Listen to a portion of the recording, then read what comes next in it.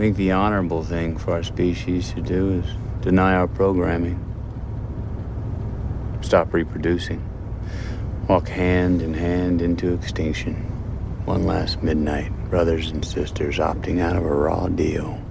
Do not trust any friends or family members. I repeat, do not trust friends. As you climb the corporate ladder and become less and less accountable for your own activities, your work day becomes less and less, and that is what the premier ass kisser strives for, right? So they're pushing and pushing and pushing, and they will drive the regular Joe into the fucking ground to achieve that minimal work day. And they don't care if it takes decades, years, whatever. And that's so it's just like, oh man, it's just us versus them. So yeah, it's man, it's just a fucking slog, and it's just you have to do a put on. It's just some people are better at the put on than others, and I'm not one of the really great at the put on ones. So I work like a dog to make sure that I'm valuable without the put on. So that's good. I think that's the trade off. Yeah. The funny thing is, I'm actually like, I actually really enjoy the interactions at my work. Like I'm cut out for it. Like that. Like I do the deep acting that they're talking about. No, no, but well, it's different though. Like it's not like we don't have sales targets or things like that. It's not. Yeah. Like, you guys have a and that's where the divide is too, right? If you're in an industry where you can get behind the narrative of what you're doing in a way that's actually at least interesting to you, then man, you can toe the line a lot easier with a better attitude, I would think. I don't know, because I've never I work been in an able to area do where that. I'm not being threatened by like knife wielding weirdos and like, you know, like people aren't overdosing like 24/7 on my watch. So like I can just kind of like sit back and like talk to that like old lady who's like, oh, like I really enjoyed this mystery, you know. So it's I have no stresses in terms of like connecting with people. But like for my colleague, I'm outraged on the behalf of my colleagues who are dealing with like you know, like people who are threatening them or like just being general creeps around. Yeah, and you know, sometimes that's perspective too, right? Because like, listen to me, I have no interaction with anything like that ever. It's a professional environment where professional people come to do professional things. So maybe I just need a bit more perspective. I need to get in the dirt. You need to get to war. You got to go to war. Yeah, I got to get on the streets. Soft. That's the problem with you. Yeah, that's right. So soft, I'm complaining about soft activities. It's not a good ninja transition. Maybe we'll just throw down an eggshell and disappear.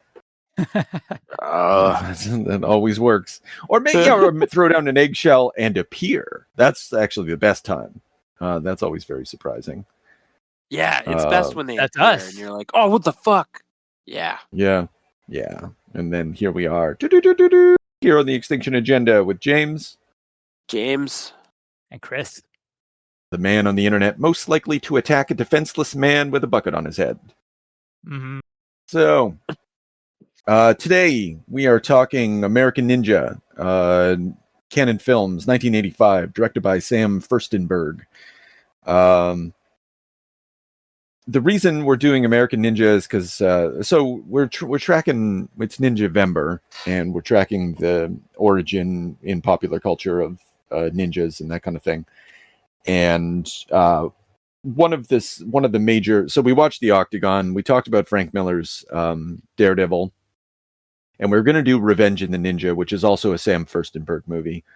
But I watched about half of it, and it wasn't good. And it wasn't bad in such a way that I felt a lot of conversation would come out of it. So we switched over to American Ninja, which is 2 years later. So, but this is the movie that really like inaugurated the ninja craze of the 80s. This is the turning point. Like there's precursors in the form of Enter the Ninja and Revenge of the Ninja.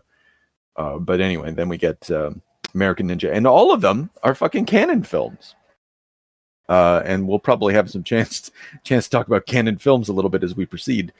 But I guess in having shifted over to this movie, I'm not sure that I picked a better movie. I just picked a different one. So we're still kind of stuck with, but I think this one's more fun. This movie struck me as a lot of fun, and I know it got a lot of. Well, James, did you ever seen this movie? You know what? I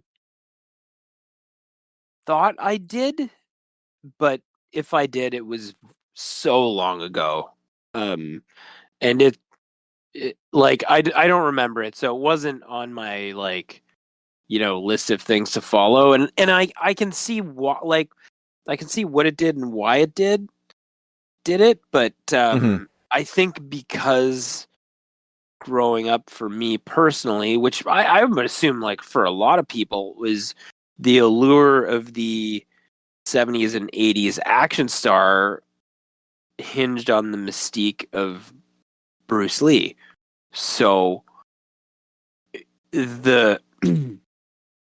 for me, the martial arts action star had to be a legitimate martial artist, or at least someone that could pose as a legitimate martial artist. And in this case, Michael Dudikoff was a model, and it's ludicrous, and the choreography is fucking terrible, and he clearly can't fight in any way, shape, or form.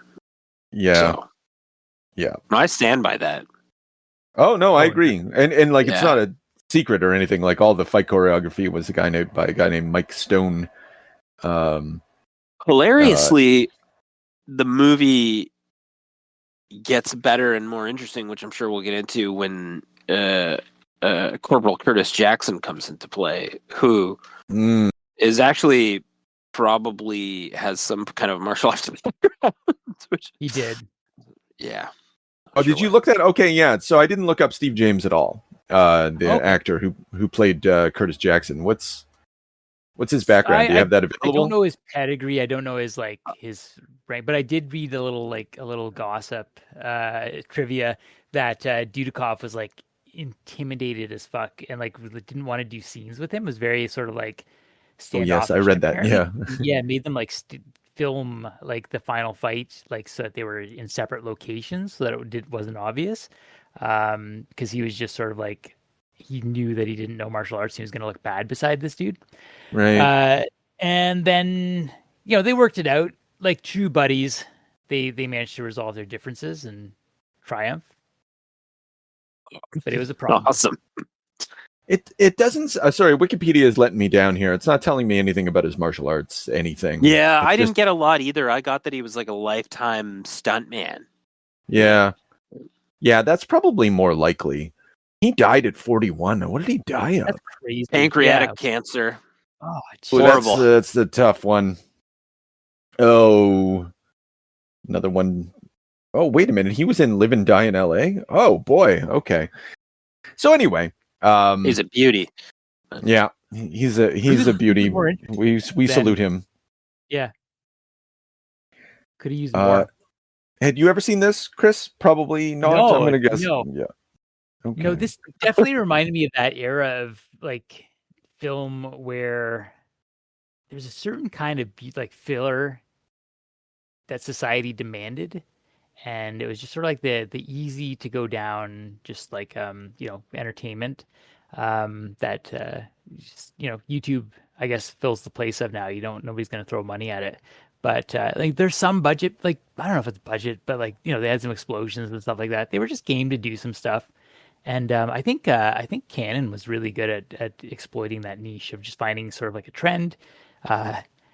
Their fabulous success with Breakin' as well. Sort of a different road down that way, but even though I did not like this movie, it was watchable and gave me that little nostalgic feeling of killing time with cousins. Right. So, have you ever seen Breakin'? I've never seen. Oh yeah. My God! You have. Okay. One of the best unintentionally funny movies that you'll ever watch. Okay, so maybe we'll talk a little bit about canon for a minute. So James, like you know canon films, or like you've seen a bunch of canon movies. Yeah, I recognize the logo. I'm not. Yeah. I All right. can't name off a few, but I the studio had its magic time right around here. Yeah. So okay, so just some of their ones that you might recognize: Stallone Cobra, Masters of the Universe, Bloodsport, Life Force, Kickboxer, Over the Top, Cyborg. That's the things that I think would have touched our lives. My favorites. Yeah. Yeah.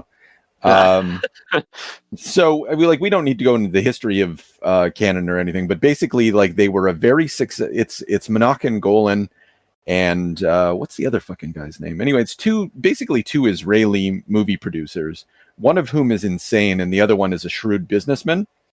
And they were very successful in Israel, and then they were like, we want to make it big in Hollywood, so they bought a production like a defunct production company called Canon, if I remember correctly, which already had kind of a film library. And then they just it's like buying an old pizzeria and continuing the business.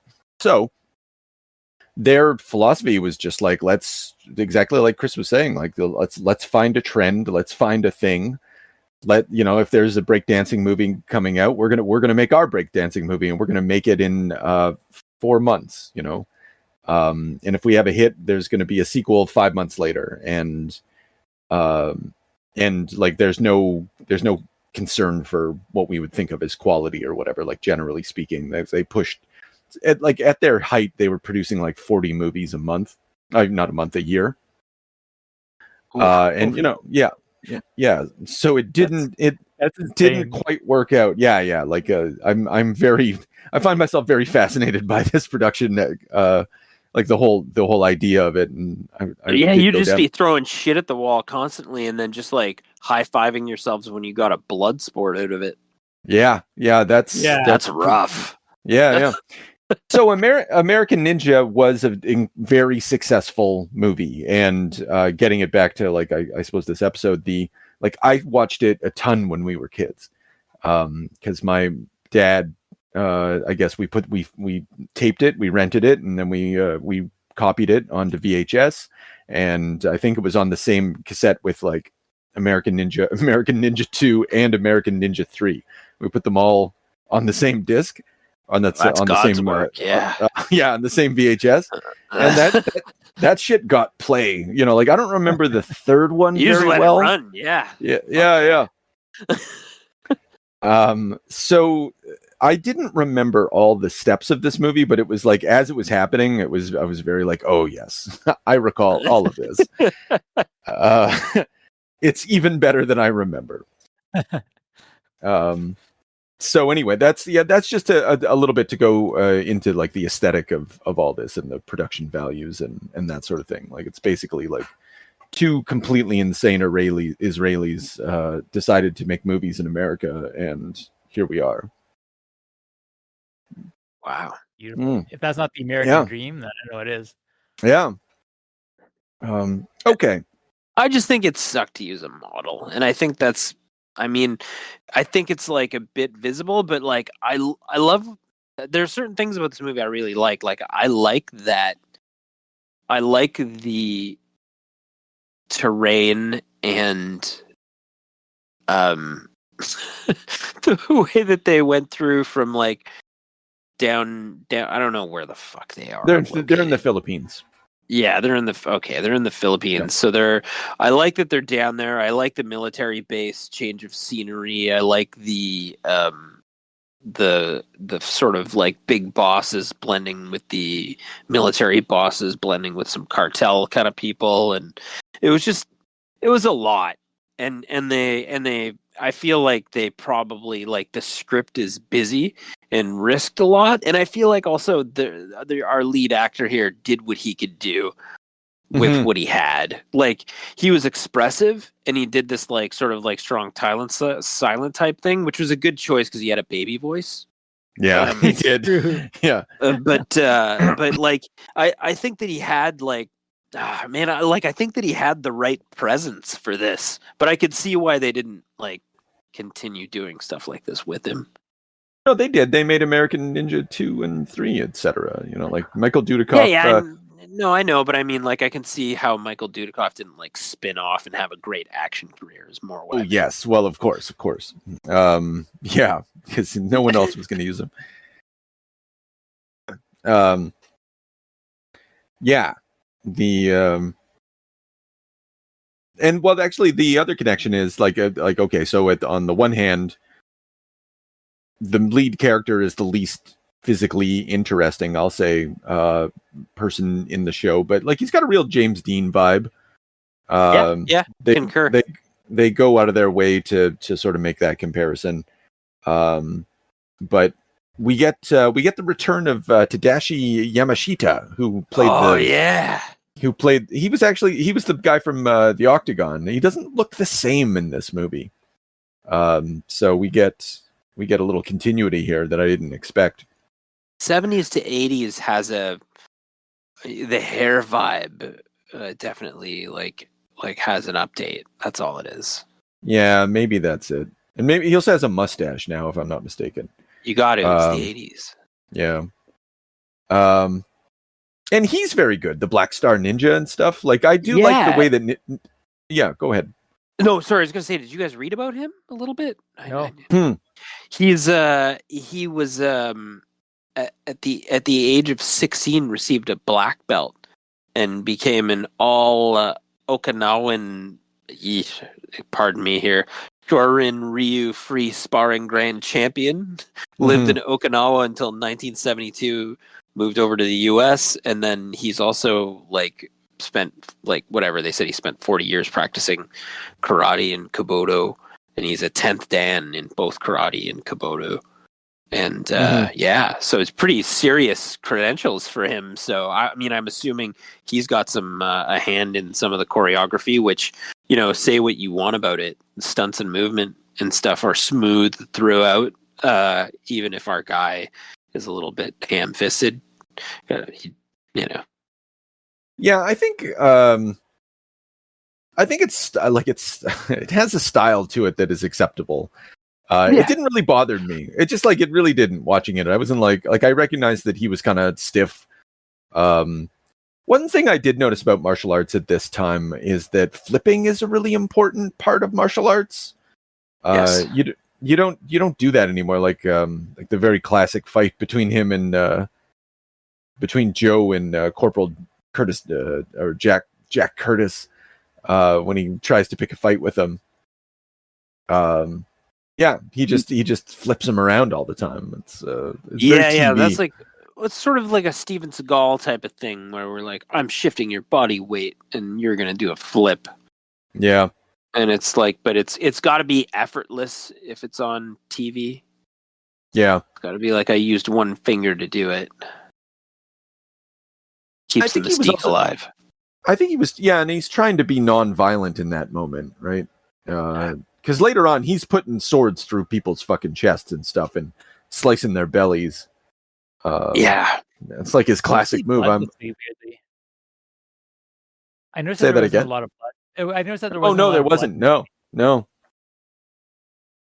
No, this as soon as it popped up, I actually noticed it was rated R, and now that I've seen it a couple of times, I'm like, why the fuck was this rated R? There was nothing. They show that at 7:00 on primetime TV. I'm convinced.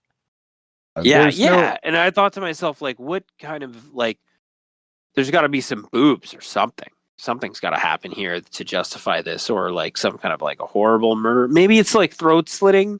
Maybe throat slitting to push them over the edge. I guess so. You're right. Rated R. I never would have thought that. Because it's so bright as well.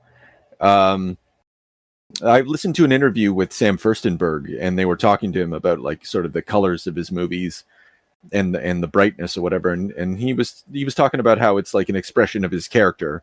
He he's entertaining. He wants everybody to just sort of go on a ride or something like that. And people are being shot up, but it's not horrible. No. One thing I noticed too about the brightness, the ninja costume, really ridiculous in this movie. They're in desert settings. They're in just open like jungle and stuff like that. And just like to have a black costume, you are standing out so hard. It's in broad daylight, just completely defeating the purpose of the silent killing. Yeah, that is one thing about ninjas by 1985. It is like a lot more like daring daylight. Yeah. But Uh, even in like Ninja 3 The Domination, which we also previewed, yeah, it's sort of like it's like kind of a tan, like muted color that blends in more with the environment, but which you're makes right. sense. Yeah, Camouflage. That's what you'd be looking for. Like yeah, wearing black is because you're striking at night. yeah. Um, yeah, and Furstenberg, but yeah, and I guess that goes against because Furstenberg also had done the Ninja 3, The Domination. So I don't know. I guess Still pretty bright, I'm a though. little. Like the first scene in that is like a golf course. Like he like crushes a It's golf true. ball in Intimidation. So Yeah. Fucking movie. I do wish we had watched that because that's the honestly one of the best things I've seen in a million years. I just love it to death. ludicrous, yeah. Yeah, but what we have instead is a little is Corporal Curtis Jackson Jack Curtis. So why do I keep getting that fucking wrong? He should be called Curtis Jackson. That feels like a proper name for him. Talk to me about Corporal Jack Curtis there, James. Wait, which one's Jack Curtis? I thought his name was Jackson. He is Jackson. Okay, good. So I'm getting okay, got me there. Yeah, my fault.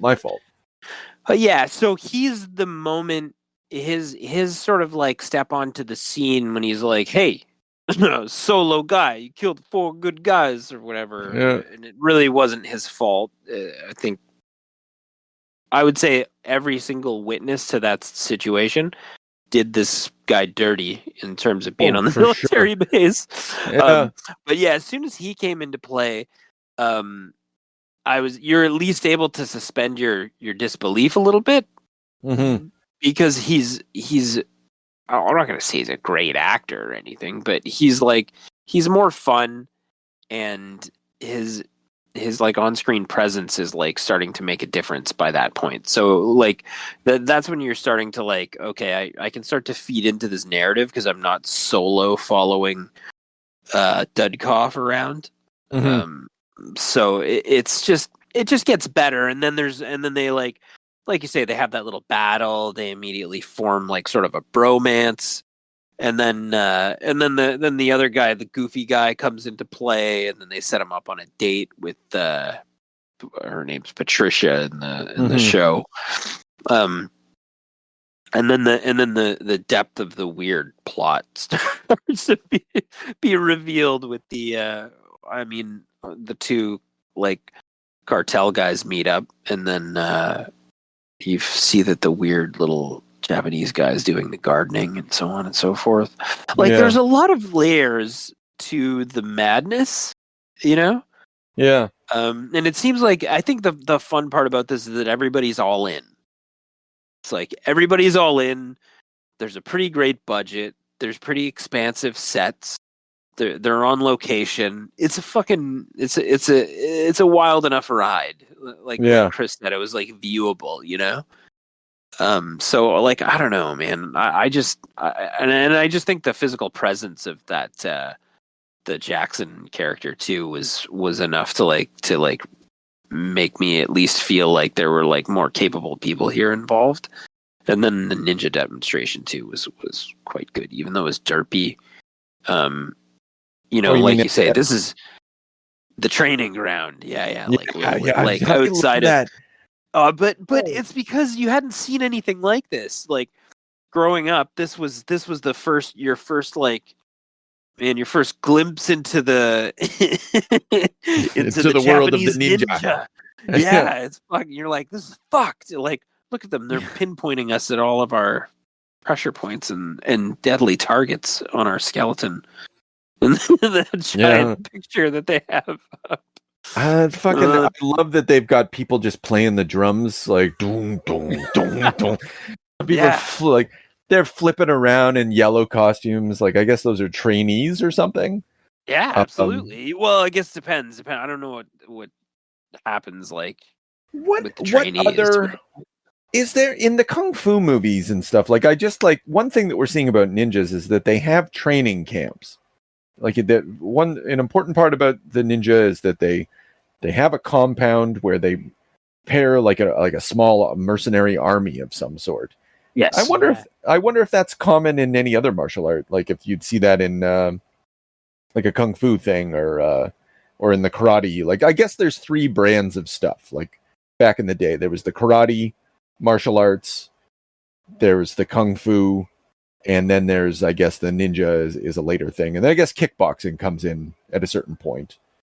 And then after that, is the ninja like the dirty cousin of the martial arts? Like, this is the terrorist, the mercenary, it's like we've taken your martial art, we've upgraded it, and we've taken it into the shadows where we train mercenaries and assassins.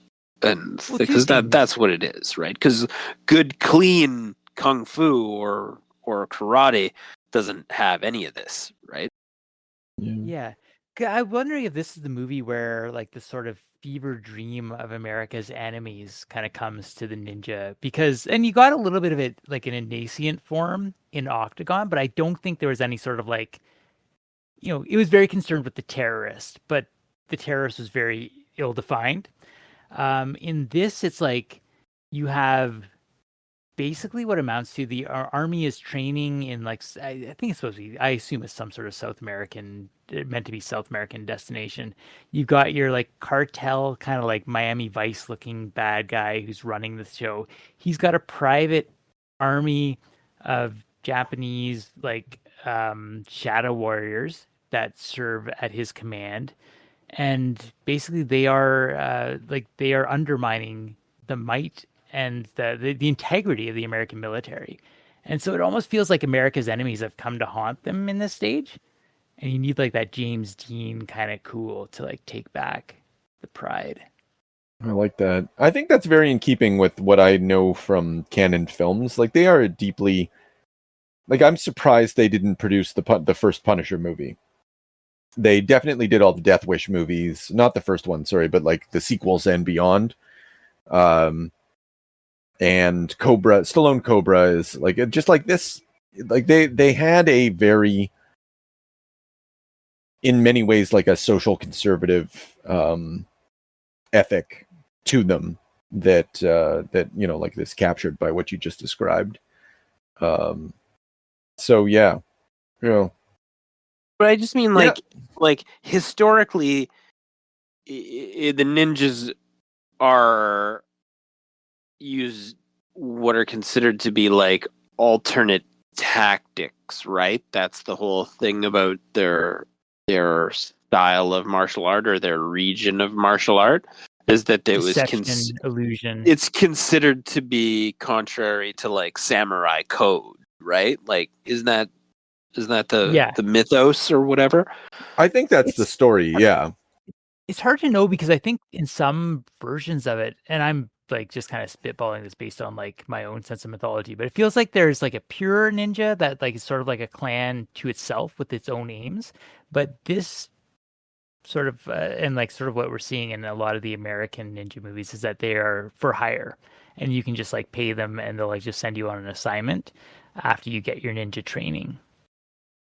But even in this, there's that sort of idea at the end that I think his sensei, his mentor, says that they've gone against the ninja code and they need to be punished. So you don't like, who knows what that code is? Yeah, and so he has to be killed, and like Dudikoff like literally says, "Yeah, and he must die." You're like, what the fuck?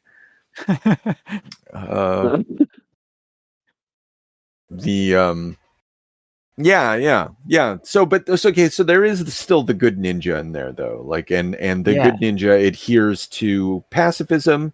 So the good ninja is like a proper martial artist, as the in the Chuck Norris fashion, in that sort of that version of masculinity, where the individual is a pacifist, but they are also still concerned with the quality of excellence.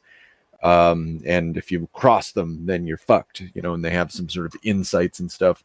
I like that this one they really give him basically superpowers where he can like stop arrows with a shovel and stuff. Yeah. And then they've got that little community, that code amongst them where he like breaks the arrow at each other. That's their version of like fuck you. Well, that closely following that whole scenario too was the Colonel. Have you ever heard of the art of ninjutsu? Yeah. That Of cracked course me I up. have. That quote. Yeah. Of course I have. Yeah. But yeah, it's Secret art. The secret art. Of Everyone ninjutsu. knows about that, of course. Yeah. Did you guys also notice that the soundtrack was fucking abysmal? Oh Yeah. no! All right, so I take issue with that. Okay. Yeah, I think Let's go. Michael Lynn. I think there were some moments like like every once in a while he would pump the jam, but other times like he has a background in as a jazz trumpeter or whatever. So there's a lot of trumpet going on. But I think every once in a while when he busted out the synthesizer or something like that, I thought it was okay. But it like, yeah, I think moments of it are very good, and other parts are just perfunctory sort of background music. I don't know. There's just a lot of like biff and a lot of like single instrument sounds, which just was not my bag. I think I'll go through. I'll try and isolate the things that I thought were cool. Maybe I'll put it in the my favorite early bit in the movie. So we haven't even talked about Patricia yet. We'll get to her in a moment. When so they're attacked by the whoever the fuck is attacking them, like the soldier people, which I guess this is a regular thing. So the character, the warlord sort of guy, the arms dealer, like he basically just steals from the base because he's got a corrupt deal with the colonel, the colonel. And so they just take out shipments, and then the shipments get hijacked, and everybody is under orders not to fight back because it's not worth dying over. And however, the action that sets off this story and reveals the corruption is they're taking the colonel's daughter is going out on one of these rides, and she is a fucking menace. And a coward and a deep coward. Let's get out of here. And then she tries to drive away and just like spins the car and knocks over a tree. Very, very self. And then, but for whatever reason, our James Dean character is totally into her and definitely needs to protect her. And falls sort of in love with her. And like that catalyst of his purity and her selfishness sets off the chain of events. Yeah, and it's also heart, too. And she's also the only female in the movie, I believe. Yeah. Oh yeah. Oh, and when they save her at the end off the helicopter, which is fucking stupid. And he jumps down with her onto a roof, and I was like, Jesus, she would have broken her ankle. Basically, he just picks her up, drops her off the side of a building into Curtis Jackson's hands, and he catches her. And I was like, they're just literally throwing her around like a bag of like rice. It's wild. Yeah. Well, his initial rescue is wild too, where he like just kind of like goes after her in the jungle and like doesn't talk to her, just sort of like is like puts his hand over her mouth and then like slits her dress so that he can tie her skirt into like, I guess, like shorts so that she can maneuver better, but without a single word. He just comes off as such a creep in that like opening. Yeah, well, he's survival. He's pure survival, but sometimes you got to be a bit of a creep. No, exactly. Yeah. When he threw the reason I brought this all up though is because like when he's fending off the bad guys, he goes into a tool chest and he throws I think it's fucking a screwdriver into someone's shoulder, and then he throws a hammer at someone or something like that, and then he throws a fucking tire iron at someone's face. Yeah. I was like, oh my goodness. Like a real R-rated movie would have like displayed some of the violence that would have occurred in that moment. Yeah, just good to see, and not No, to see those were that outside. styrofoam. Yeah. Yeah. I loved his backstory, like even in the beginning, where like the Come on. mustache guy's like looking into him. He's like, no origin, don't know his parents. Like, hard to believe that this guy would be trusted in the military. Don't even know if he's an American citizen. Oh, that's a point. He's an that's orphan, true. lost memory. Oh yeah, but the thing is, he's super James Dean white, right? So they're like, oh, I Yeah, guess he's one of ours. yeah. Definitely Just American. needs a stiff military education to set him straight. Yeah, which I assume is what happened. Like, so he did he kill someone when he was younger? He ended up in some sort of juvenile detention center. It sounds like he just, like sort of from stuck in the the prison industrial complex through to the military. Sad. He's a sad story, but he handles it well. Yeah. Too much of a loner. Yeah. And then so Patricia is like a menace to the entire military base because she's like terrorizing officers into like doing her bidding and then setting herself up on dates with people who are on like administrative like penalty. And it's like this disaster zone situation. And then that's when I feel like that's when Jackson gets his angle too, because he realizes he's like interested in this girl. Mm-hmm. So that's where he gets his angle in to like sort of bro up to the guy, so that he can do karate displays, which hilariously he's just trying to use as a hustle so that they can quit the army and do martial easy arts money and do martial arts seminars. Yeah. People love this stuff. Like, honestly, he probably, that's a good deal. That's a good hustle. His other amazing quote, I don't know why you didn't just listen to him. His other amazing quote was when he's like, your moves aren't from the streets. I'm from the streets. Yeah. Yes. Good characterization. Yeah. This also feels like, oh, sorry, no, go ahead. Well, I don't know. I'm kind of curious about what were you going to say, but I was going to say that this movie does a great job of, although we were complaining about how the ninjas are kind of goofy and stuff like that, it does a great job of showcasing the cool ninja weapons. I thought like the way that the ninjas deployed their weapons against the soldiers and stuff, the way they stood in formation, they shimmied down the tree and stuff like that. And then at the end, when the sensei is just rhyming off "Kusarigama, Shuriken," and just like this whole fucking menagerie, this buffet of weapons that every child of the 1980s wanted to own. That's all. I think it just I don't want that to go sort of uncommented upon. That like there's some cool ninja shit here, and you can see why there'd be a ninja craze because it's exotic.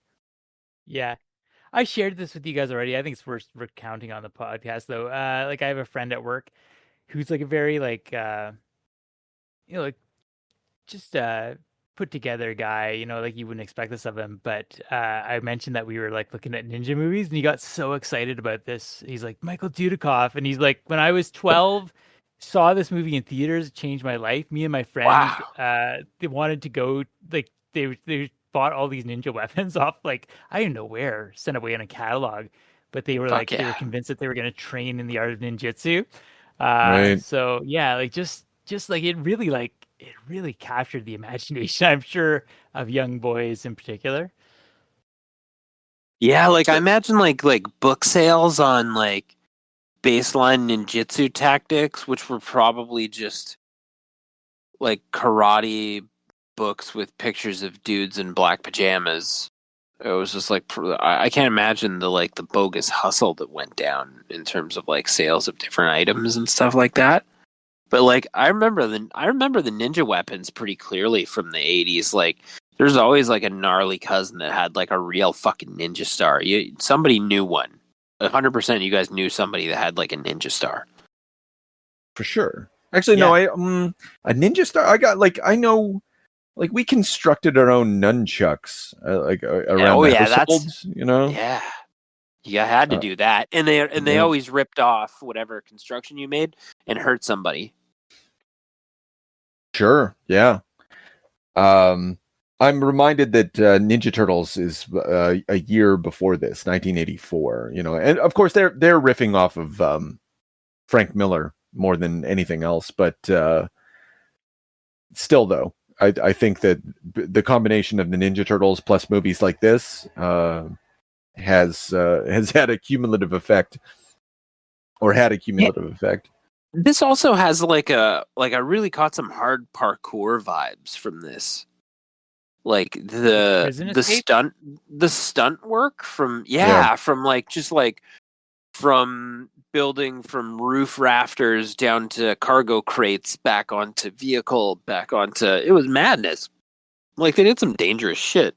And it was a pleasure to watch, kind of like the way they were doing that kind of stuff. Anyway, there was also I wanted to say something before you moved on that. Yeah. Like the so not the physicality of it, but like the 1960s Japanese shinobi movies, which are ultimately the origin of the ninja, as a cultural phenomenon. I've only seen like bits. I've seen one that involves one of the old Japanese movies that involves the ninja or whatever, but it's sort of like a half samurai movie. But there's a lot of like climbing up walls, but it's all presented in really like shitty special effects kind of way. But so I think that they're taking that sort of depiction from the Japanese cinema and presenting it with the muscular physicality of a 1980s action movie. I think that's how I kind of see that. Huh. Yeah. Anyway, sorry to cut you off. No, not at all. It's just your karma and mine are connected. Oh my god! we have to talk about that origin, because it isn't like, basically we are presented with like human trafficking and like a ninja grooming of this kid who he found in the jungle when he was 6, or maybe even earlier. But then like just decide, you know what, yoink, kid to train, let's go at it. Yeah, and like everyone's so happy about this. And they present him as like, we found him. So they say like, we found him in the jungle. So it can't be South America.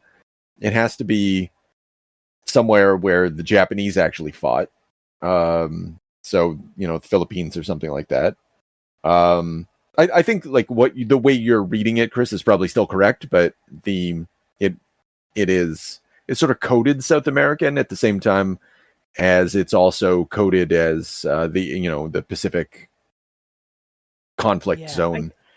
I think they say in the early, like in the opening, that the guy, the gardener who turns out to be a sensei, was like a prisoner of war, or like came over after the war, and like I'm pretty sure that he was like some sort of transplant, but he could have just been following the kid, so it's not clear where. Yeah, you're right.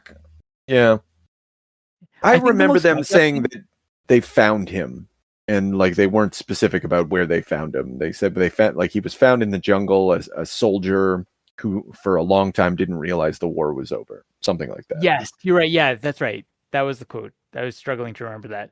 Yeah. It's kind of fucked that he said, when he reveals himself, he says, "I let you forget what happened before I found you, so that you forget about the pain." But that implies that he had the power to restore the kid's memory, and I guess reunite it with his proper family. Just decided this is a better path for him. Yeah, and you know what? It did work out. I like that the circumstances behind them being reunited is completely like unexplained. Like how the fuck are they in this scenario where they're going to be reunited? And again, getting back to the catalyst, like Patricia is the catalyst. Like, she's tied into their karma So, like, let's put aside the improbability of him being stationed at the very military base that would be required for him to encounter this old man who's working for an arms dealer who steals from a local military base. But yeah, they still might not have encountered each other at all had it not been for the fact that that Patricia just couldn't fucking control herself. So she just starts the chemical reaction that brings these two together, and it is sort of an elaborate suicide on the part of the sensei, because he sacrifices himself with his ninja magic to keep Dudikoff alive. And what does all that add up to? I don't know, but it feels like one of the best parts about like these canon films and particularly these ninja films are the way that they feel like even though they don't look like it because but they have a, like, I don't know, this is going too far, but like a Hodorowski feel to them, where like these weird forces of of providence and desire somehow lead the hero towards some sort of ascension, something like that. I mean, that's too highfalutin, but still something like that could be said to be at work. Yeah, there's a mysticism for sure. I guess like the sensei just put himself where karma was going. Oh, Jesus. Sure. I wish I could do that. Yeah. That's why I study the martial arts, as a matter of fact. see where the karma is going. Yeah, and so I was also reminded that Snake Eyes, the G.I. Joe character, and he exists 1982. He's developed, and by 1985, there's a second release of Snake Eyes toy.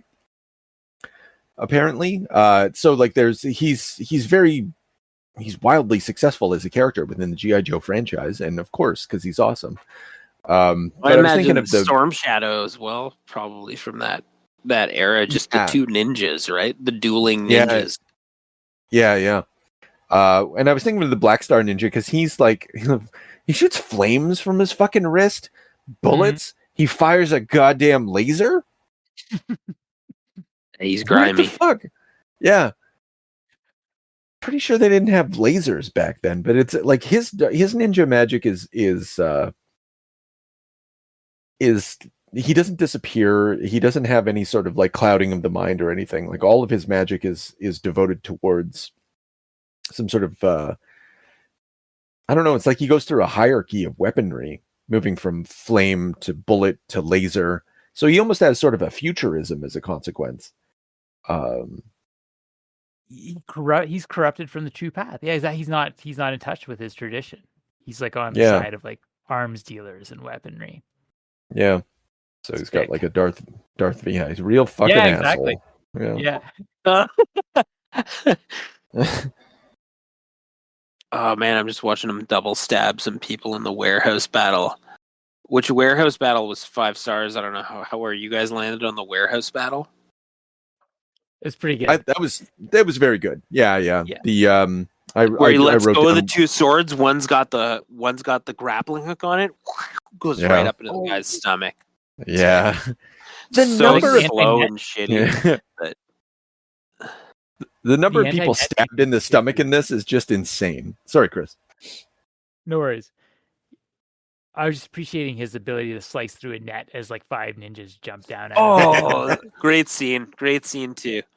The net. And then there was like a spot where Jackson shows up to help him and he's like Rambo on top of the truck. That's awesome. But when he jumps down, he actually has a battle where him and another guy kick each other in the balls a couple times. I don't know if you guys picked up on that. Yes. Oh, what the big moose fella? Yeah. They just keep kicking each other in the balls. Like sometimes that's how the way it is amongst men. Sometimes that's how you gotta finish it, but sometimes you get one back, Yeah. And then everyone's just hitting each other in the nuts.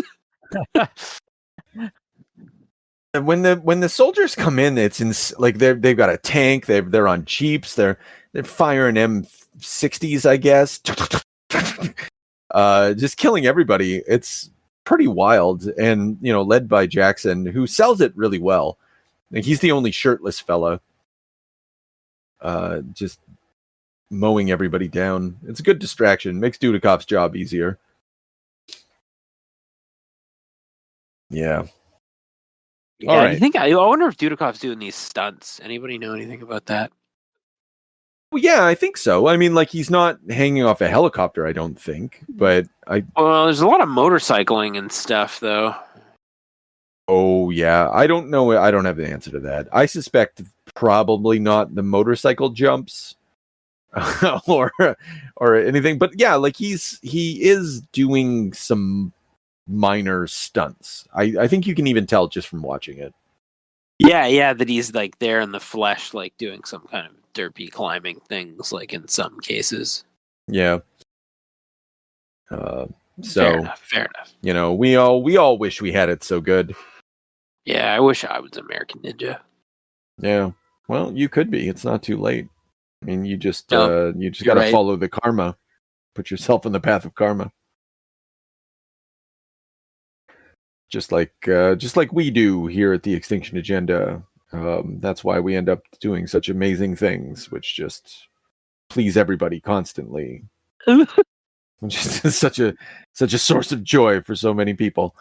At least 12. At least, yeah, that's right. Okay, finally, I'm at the scene where the Bolo type guy is taking shots from Jackson. Anyway. Oh yeah, you want to see if we were lying or not? Well, I just wanted to see him, like, if he's kicking in the balls and what that looked like, but it's not showing up fast enough. I think he clawed some balls, to be honest. Oh God! American Ninja 5 has Mr. Miyagi in it, and maybe a vampire. Wow. I think they lost Dudikoff, though. That's too bad. Okay, he grabs his balls, punches him in the face a bunch of times. Kicked in the balls. Yeah, you're right. Okay, so a lot of ball attacks. Fuck, that would suck so bad. Oh, I don't even want to talk about that. All right. So, I guess we're good. I feel like we talked this one to death. Did we, gentlemen? Yeah. I think so, yeah. Okay, Vanquished. all right. So, yeah, taken apart. Next week we're going back to Doug Mensch. We're gonna revisit go back to the Red Skies and see what Doug. We're gonna see how this matter of Nocturna and Catwoman and Batman, that beautiful love triangle for the ages, finds its natural conclusion. Next time. Next time, yeah. I'd really love to do like a previously on the Extinction Agenda and just like have some really like you should really just ham-fisted in there. Yeah, just once, just have some really choppy, like I'll just take like every like, I don't know, 10 minutes of dialogue between us, like and now. Oh, like actually edit it in? Yeah, just at the beginning. Or just like edit in like something stupid that everybody laughs at. Yeah. Well, we hope they laugh at it. Previously on the Extinction Agenda, just that's what you can use the unreleased stuff for. Sure. That's a good use of everyone else's time. I'm not sure if it's a good use of your time, but I would be there for it. That's totally fair. That's my whole relationship with the Extinction Agenda.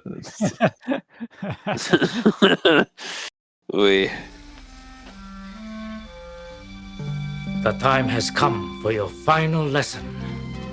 Sarigama. Shuriken. Sai. Ninja To.